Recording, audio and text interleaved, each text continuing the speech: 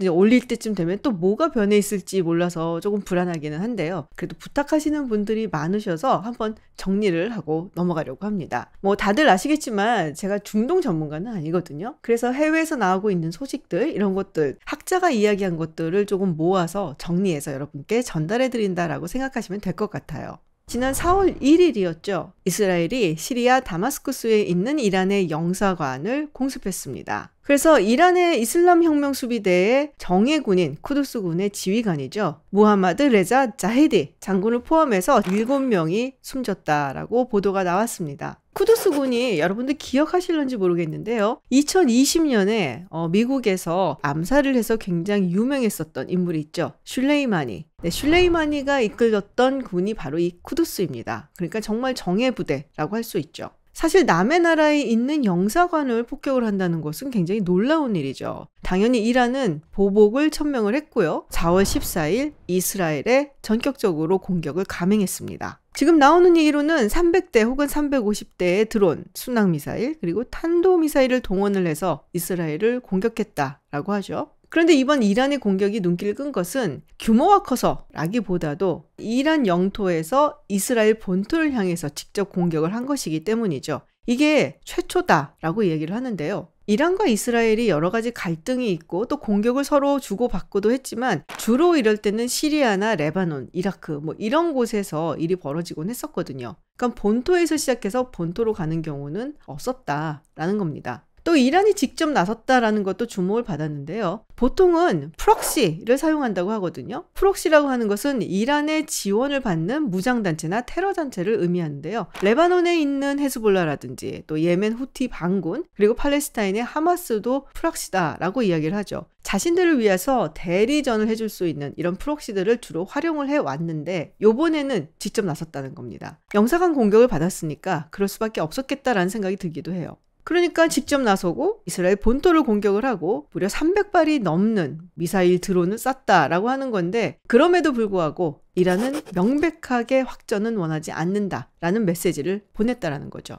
몇 가지 측면에서 그렇게 볼 수가 있는데요. 사실 300이니 350이니 하지만 이것보다 훨씬 더 많이 사용을 할 수 있었음에도 불구하고 이렇게 제한을 뒀다라는 이야기를 합니다. 그리고 뭐 텔아비브라든지 하이파 같은 사람들이 많이 몰려 사는 곳을 공격하지 않고 사실 굉장히 특정 지역들만 공격을 했어요. 또 헤즈볼라가 직접적으로 참여하지 않았다는 점도 주목을 받고 있죠. 사실 헤즈볼라라고 하면은 이란의 프록시 중에서도 최고 에이스다라고 할 수가 있죠. 물론 이란이 공격을 감행할 때 골란 고원 쪽에 있는 이스라엘 군사 진영 쪽을 향해서 미사일을 발사는 했는데요. 15만 개 이상의 로켓과 미사일을 가진 것으로 알려져 있는 헤즈볼라가 직접 참여하지 않았다. 이란이 분명히 이 공격에 한계선을 두고 있다라고 짐작을 해볼 수 있다라는 거죠. 그러니까 이 공격의 중요도는 명운을 걸 만큼 혹은 전면전을 향해 갈 만큼 중요하지는 않았다. 다만 이스라엘이 차후에라도 이란의 대사관이라든지 영사관 등을 공격하고 싶을 때 다시 한번 생각하고 접어라,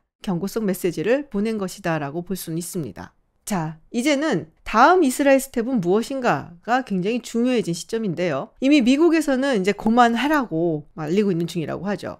만약에 이스라엘이 다시 한번 공격을 감행한다면 미국은 빠지겠다라고도 이 얘기를 했다고 합니다. 자, 그러면 이스라엘은 왜 영사관을 공격을 했을까? 사실 이스라엘이 이렇게 서지컬 스트라이크, 그러니까 정밀 타격을 해온 것은 굉장히 많습니다. 다만 영국의 굉장히 유명한 띵크탱크죠. 체럼 하우스의 중동 전문가 하이드 박사에 따르면 이스라엘의 대이란 공격 방향이라든지 패턴이 조금씩 달라지고 있다라는 이야기를 하고 있어요. 그리고 아마도 이번 영사관 공격이 그 변화에 정점을 찍은 것 같다라는 거죠. 그동안 이스라엘은 이란이 시리아 영토를 이용을 해서 레바논의 헤즈볼라에게 무기를 공급해주고 있다라고 주장을 하고 또 비판해왔습니다. 지도를 보시면 아시겠지만 이스라엘하고 이란은 상당히 거리가 떨어져 있어요. 대신에 이스라엘 같은 경우는 레바논, 시리아, 요르단하고 국경을 맞대고 있죠. 이란이 레바논의 헤즈볼라에게 무기를 건네주려면 당연히 시리아를 거쳐 지나가야만 합니다. 그래서 이런 무기 유통을 차단하기 위해서 지난 10여 년간 이스라엘은 시리아를 굉장히 많이 공습을 했었어요.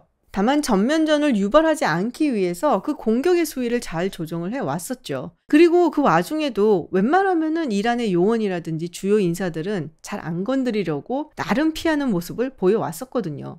그런데 최근 들어서는 이런 주요 인사나 요원들도 공격을 하는 모습들이 드러나고 있습니다. 지난 12월 25일이었죠. 다마스쿠스에서 이란의 사이드 라지 무사비 장군이 이스라엘의 공습에 의해서 사망하는 일이 생겼었죠. 무사비 장군은 2020년 사망한 술레이마니 장군의 측근으로 사실은 이란에서 레바논의 헤즈볼라로 가는 무기들을 관리하고 또 감독했었던 인물이라고 합니다. 이란의 주요 요인들을 또 살해하는 그런 방향으로 선회를 한 것을 볼 수가 있고요. 사실은 이번 공격도 그것의 연장선상이다라고 할 수가 있습니다. 다만 이번 공격이 영사관이었잖아요. 사실 이런 외교 공간은 그 나라의 영토처럼 여겨지기 때문에 여기를 공격한다는 것은 굉장히 위험한 도발이라고 할 수가 있죠. 자, 그러면 이란은 왜 확전을 원하지 않을까? 사실 이란이 이스라엘 측에 이렇게 미사일, 드론을 막 쏟아붓고 난 다음에 주 UN 이란 대표부에서 X, 즉 트위터의 후신에 이런 글을 올렸어요. 상황 종료. 아니 이러다 전쟁 나는 거 아니야? 하고선 놀라셨던 분들이 보시기에는 약간은 당황스러운 그런 트윗이었죠. 자, 여러 가지 이유가 있는데 중동 전문가들의 의견들을 모아서 정리를 해보면 이렇습니다. 일단 이란이 경제적으로 굉장히 힘듭니다. 너무 오랜 시간 동안 경제 제재를 받아왔고요. 돈이 없다 보니까 무기라든지 이런 체계들도 상당히 노후화가 되어 있고, 그래서 이란 측에서도 지금 당장 이스라엘과 전면전을 펼친다는 것이 내키지는 않는 상황이죠. 사회적으로도 조금 혼란스럽기도 합니다. 히잡을 제대로 쓰지 않았다고 해서 도덕 경찰에게 잡혀가고, 그리고 의문사를 한 아미니. 네, 이 사건 때문에 굉장히 큰 시위가 이란에서 있었던 것 기억들 하시죠? 그러니까 철권 통치를 하고는 있지만 사실은 불만을 가진 사람들도 꽤 있다는 반증입니다. 국내 안보상으로도 전쟁을 치르기가 그렇게 녹록지가 않아요. 발루치스탄 분쟁 문제도 있고요. 그리고 사실 올해 1월에 슐레이마니 샤론관의 4주기 추도식에서 폭탄 테러가 있었습니다. 그러니까 국내적으로도 뭔가 테러라든지 좀 불안정하다라는 여러 가지 이슈 때문에 지금 이란이 이스라엘하고 전면전을 할 여력은 없다라고 보는 거죠. 그리고 무엇보다도 이스라엘 하마스 전쟁이 이란한테 과히 나쁘지 않게 돌아가고 있거든요. 일단은 이스라엘이 처음에 공격을 받으면서 꽤 큰 상처를 입었고요. 전쟁 이후에 이스라엘과 미국 그리고 서구와의 관계도 썩 좋지가 않고요. 계속 갈등이 나오고 있죠. 그리고 개전 시기에는 많은 국가들이 이스라엘에게 동정을 좀 보내긴 했는데 시간이 지나면 지날수록, 그리고 팔레스타인 쪽에서 사망자가 많이 나올수록 이제 그만해야 되는 거 아닌가? 라면서 이스라엘에 대한 인식이 조금씩 안 좋아지기 시작한 것도 사실입니다. 그리고 무엇보다도 사우디아라비아와의 관계 정상화도 일단은 무산이 된 상태이기 때문에 이란으로서는 지금 상황이 그렇게 나쁘지 않다라고 볼 수 있죠. 그럼에도 불구하고 자국의 영사관이 공격을 받았기 때문에 자국민들을 위해서라도 뭔가 액션은 보여줘야 할 필요가 있는 겁니다. 그리고 시아파 종주국 맏형님 노릇을 하고 있는데 여기서 아무것도 안 하고 이스라엘한테 영사관 폭격을 받은 채로 가만히 있는다?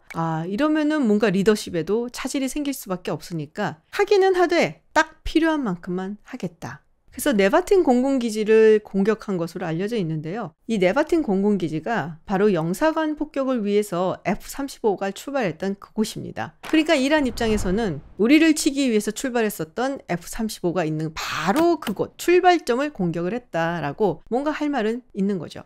그래서 꽤 많은 학자들이 이런 류의 공격은 사실 미국과 이란이 이미 이야기하고 조율을 했을 가능성이 높다라고 하는 겁니다. 근데 얼핏 들려오는 뉴스를 보면 미국도 그렇고 다른 나라들도 이스라엘 이제 그만 휴전하지? 라는 얘기를 하고 있는데 이스라엘이 말을 안 듣고 있단 말이에요. 자, 그럼 왜 그럴까요? 하마스 공격이 있고 나서 전쟁이 시작이 되고, 그리고 이스라엘이 지상군을 투입을 한 지도 꽤 오랜 시간이 지났습니다. 이미 가자 지구에 있던 민간인들은 꽤 많은 숫자가 남쪽으로 피난을 갔죠. 팔레스타인의 보건 당국에 따르면 지금 이 가자 지구는 거의 아비규환 상태다라고 이야기를 해요. 생필품도 없고 식료품도 모자라고 그저 구호물자에 의존을 해야만 한다는 거죠. 사망자 수만 보더라도 이스라엘 측이 1200명, 그리고 군인도 이미 600명 이상이 사망한 상태입니다. 그런데 팔레스타인 쪽은 훨씬 더 심하죠. 33,000명 이상이 사망했다고 하죠. 물론 한간에서는 이게 팔레스타인 보건당국 보고인데 어떻게 이 수치를 믿냐라고도 하지만 WHO에 따르면은 그렇게 틀린 수치는 아닌 것 같다라고 합니다. 그런데 지금 이스라엘은 하마스를 완벽하게 소탕을 하기 위해서 팔레스타인 주민들이 피난을 가 있는 라파 지역, 이 지역까지 진입을 하겠다라고 고집을 피우고 있어요. 이곳에는 피난민만 약 130만 명이 있다고 하는데 만약에 이곳을 진입을 하게 된다면 정말 어떤 일이 벌어질지 모르는 거죠. 그래서 미국 측에서는 절대 안 된다라면서 극렬하게 반대를 하고 있고요. 이거야말로 레드라인이다 라는 이야기까지 나오고 있습니다. 사실 이란뿐이 아니라 미국을 위시한 서구가 확전이 되거나 혹은 전쟁이 계속되는 걸 전부 반대하고 있거든요. 지난 3월이었습니다. 유엔의 안전보장이사회에서 빨리 휴전을 촉구하는 결의안을 채택한 적이 있습니다. 자, 이게 총회가 아니고 안전보장이사회예요. 여러분들 기억을 하시겠지만 상임이사국 중에 한 국가라도 거부권을 행사를 한다면 채택이 될 수가 없습니다. 그런데 미국이 여기서 기권을 합니다. 이게 상당히 이례적인 일이라서 아주 화제가 됐었죠. 사실 미국은 그동안 이스라엘과 팔레스타인 사이에 갈등이 있을 때마다 대부분의 경우는 이스라엘 편을 들어왔었거든요. 근데 찬성을 하지는 않았지만 기권을 했다라는 것은 굉장히 묵직한 메시지가 담겨져 있는 것이죠. 자, 그러면 네타냐후 총리는 5만 군데에서 이제 그만하라고 얘기를 하는데 왜 전쟁을 계속하는 걸까요? 당연히 하마스를 다 소탕하고 그리고 억류되어 있는 인질들을 다 데리고 오겠다라는 겁니다. 올해 1월에 이스라엘 민주주의 연구소에서 여론조사를 실시를 했었는데요. 사실 56%의 이스라엘 국민들이 억류되어 있는 인질들을 모두 석방시키기 위해서 전쟁이 최선의 방법이다라고 응답을 했습니다. 물론 이것을 두고 이스라엘 국민의 56%가 전쟁을 지지한다라고 말하기는 조금 무리가 있기는 한데요. 어쨌든 이 정도 수치가 나왔다면 사실 네타냐후 총리 입장에서도 지금 당장 전쟁을 그만둬야 된다라는 압박을 느낄 이유는 없겠죠. 또 개인적으로도 네타냐후 총리가 그렇게 썩 좋은 상황은 아닙니다. 사실 2019년 네타냐후 총리는 뇌물수수, 배임, 사기 등의 죄목으로 현직 총리로는 처음으로 기소를 당하기도 했습니다. 잠시 재판이 중단이 되었다가 얼마 전에 다시 재개를 했다라는 소식이 들려오고 있는데요. 만약에 총리를 그만두게 된다면 사실은 조금 더 불안하겠죠. 무엇보다도 자기가 미스터 시큐리티라고 하면서 안보를 무기로 해서 총리직에 다시 돌아왔는데 10월 7일 하마스의 공격을 제대로 막지 못했다라는 것 때문에 지금 조사를 또 들어갈 가능성이 있거든요. 그런저런 이유로 해서 네타냐후 총리 입장에서는 하마스를 완전히 소탕을 했고 인질들을 데리고 왔다라는 어떤 승전보라든지 이런 게 좀 필요한 상황이라고 할 수가 있습니다. 지난 3월 여론조사에서 네타냐후 총리가 이 전쟁을 잘 수행하지 못하고 있다라고 응답한 사람이 57%였거든요. 잘하고 있다라고 응답한 사람은 28%밖에 되지 않았습니다. 그래서 사실 얼마 전에는 네타냐후 총리가 사임을 하고 조기 총선을 치러야 된다라고 주장을 하면서 꽤 큰 시위가 이스라엘에서 일어나기도 했습니다. 이런 상태니까 네타냐후 입장에서는 사실 지금 전쟁을 끝낼 이유가 별로 없겠죠. 자, 그럼 앞으로 어떻게 될 것인가? 공은 사실 이스라엘 측으로 넘어갔죠. 사실 이스라엘이 지금까지 써왔던 전략은 나를 공격하면 그것의 5배, 10배를 갚아준다라는 것이었거든요. 이번 공격을 두고 과연 어떤 식으로 대응을 할지 지금 들리는 바로는 내각 내에서도 여러 가지 의견이 분분하다고 합니다. 어떤 수준으로 어떻게 할 것이냐. 다만 이스라엘에서 나오는 하나의 컨센서스가 있다고 합니다. 어떻게 되든 간에 헤즈볼라를 공격하는 것은 불가피하다. 어떻게 보면은 이때가 정말로 위험한 순간이 아닐까라는 생각이 듭니다.